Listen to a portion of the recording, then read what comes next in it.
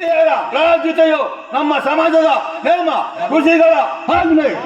ಋಷಿಗಳ ಆಜ್ಞೆ ಪತ್ನಿಯನ್ನು ಜೂತದಲ್ಲಿ ಪಣವಾಗಿಟ್ಟು ಸೋಲುವಂತೆ ಋಷಿಗಳು ಆಜ್ಞೆ ಮಾಡಿದರಲ್ಲವೇ? ಪತಿಗಳು ಪತಿಗಳು ತಮ್ಮನ್ನು ಮಾಡಿ ಪಡೆಯಬೇಕು ನಿಮ್ಮಂತಹ ಪತಿಗಳನ್ನು. ಅಣ್ಣನ ಒಂದು ದಿನ ಅಗಿಲದ ಕಾರ್ಯಕ್ಕಾಗಿ ಈ ನಿಂದನೆಯು ನಮ್ಮನ್ನು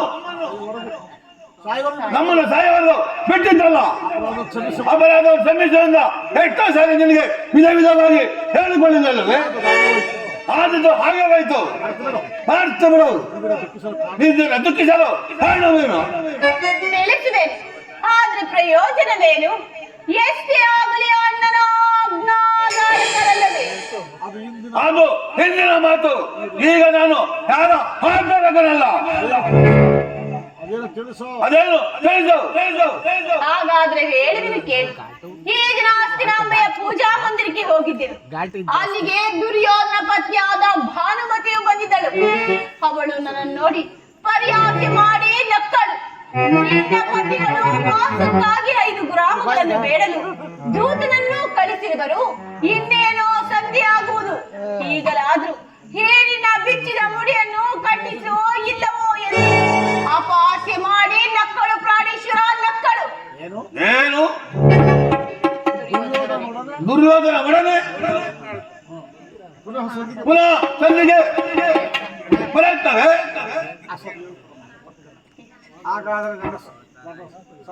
ಹಾಗಾದರೆ ನನ್ನ ಸಂದೇಶವು ನಿಶ್ಚಯವಾಯಿತು. ಸಂದೇಶವು ನಿಶ್ಚಯವಾಯಿತು.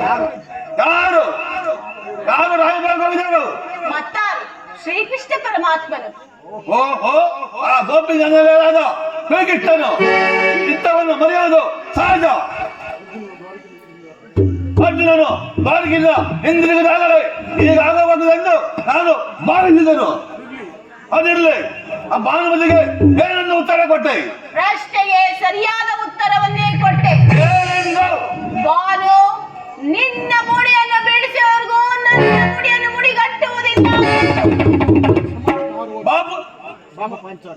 ಬಾಪು ಪಾಂಚಾಲೆ ಬಾಪು, ನಿನ್ನ ಚಮತ್ಕಾರ ಉತ್ತರವನ್ನೇ ಕೊಟ್ಟು ಬಂದಿರುವೆ. ಪಾಂಚಾಲಿ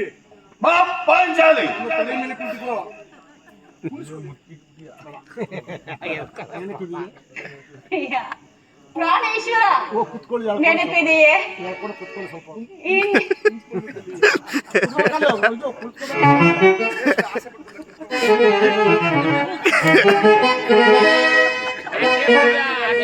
ಪರವಾಗಿಲ್ಲ.